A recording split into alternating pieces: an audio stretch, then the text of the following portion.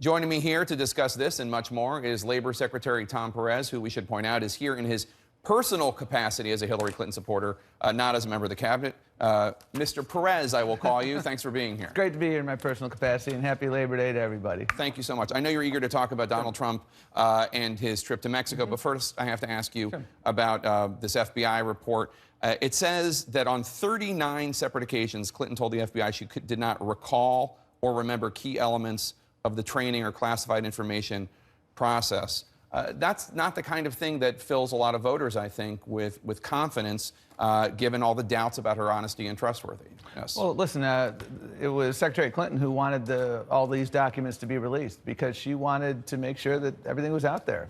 She has said many times that she should not have had a personal server.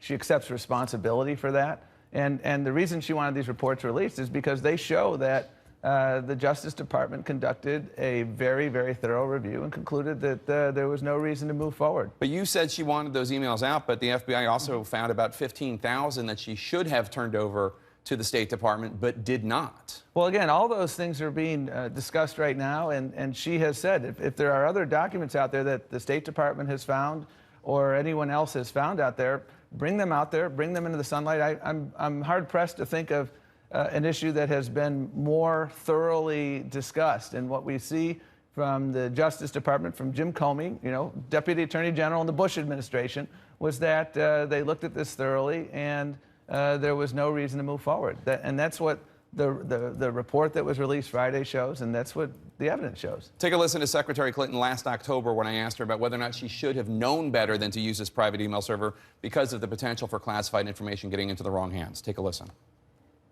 I dealt with classified information very carefully and seriously.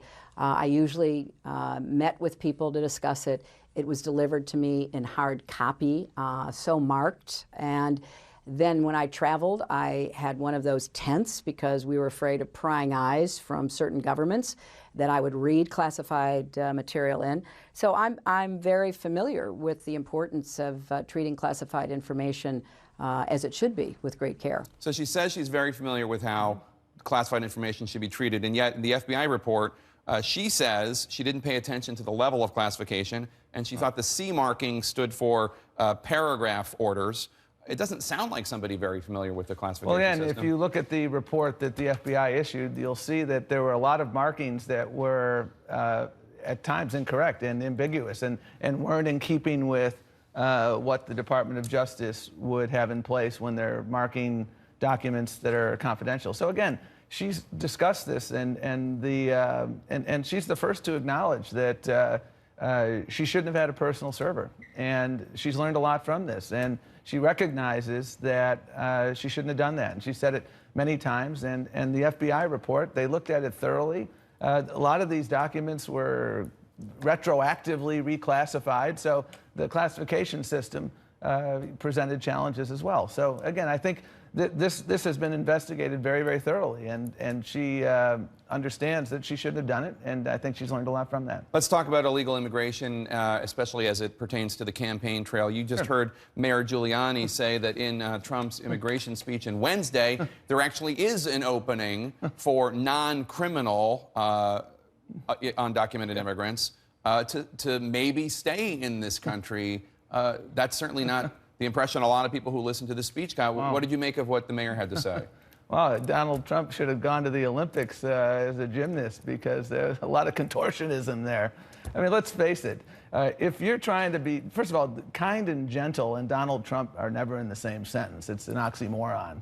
And you look at what he did throughout this campaign, including this past week, and it's doubling down against immigrants. He wants to deport 16 million undocumented immigrants. He wants to deport 4 million U.S. citizens, children of undocumented immigrants, by repealing birthright citizenship.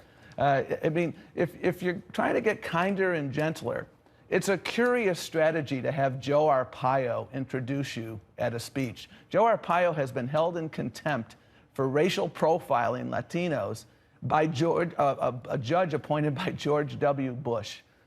Joe Arpaio is one of, I think, he stands for what Donald Trump stands for, and that is Mexicans are rapists.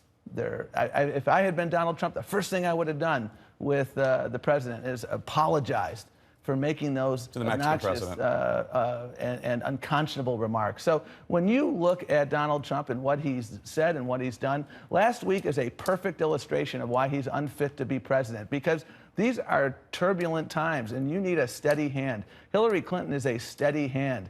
He is a loose cannon. Let me ask you on the subject of what to do with the undocumented immigrants. Take a listen to President Bill Clinton at the 1995 State of the Union address. All Americans, not only in the states most heavily affected, but in every place in this country, are rightly disturbed by the large numbers of illegal aliens entering our country. The jobs they hold might otherwise be held by citizens or legal immigrants. The public service they use impose burdens on our taxpayers. That's why our administration has moved aggressively to secure our borders more, by hiring a record number of new border guards, by deporting twice as many criminal aliens as ever before, by cracking down on illegal hiring, by barring welfare benefits to illegal aliens. As a policy matter, how is that different from what Donald Trump is proposing? Donald Trump is proposing to deport 4 million U.S.-born children of undocumented parents. Donald Trump believes that you cannot do anything in this country, basically, if you're an undocumented immigrant. Donald Trump has said that he's going to repeal the Dreamer program. So that young woman I read about recently who was the top of her class, a dreamer who started, I think, at Yale, she's out of luck. Donald Trump, has said that Mexicans are rapists and murderers, or rapists and drug dealers. And you judge a person by their actions. And Donald Trump has repeatedly sent a very clear signal. And when you're hanging out with the likes of Joe Arpaio, you're sending a very clear signal to the Latino community that, you know what, I'm not with you. I mean, if you're waiting for Donald Trump, if you're holding your breath for Donald Trump to come up with a sensible Latino outreach strategy or African-American outreach strategy, you're going to die of asphyxia because he doesn't have one. Tom Perez, the Labor Secretary, who's here in his personal capacity as a Hillary Clinton supporter. Thanks so much for joining us, and happy Labor Day to you, sir. Thank you.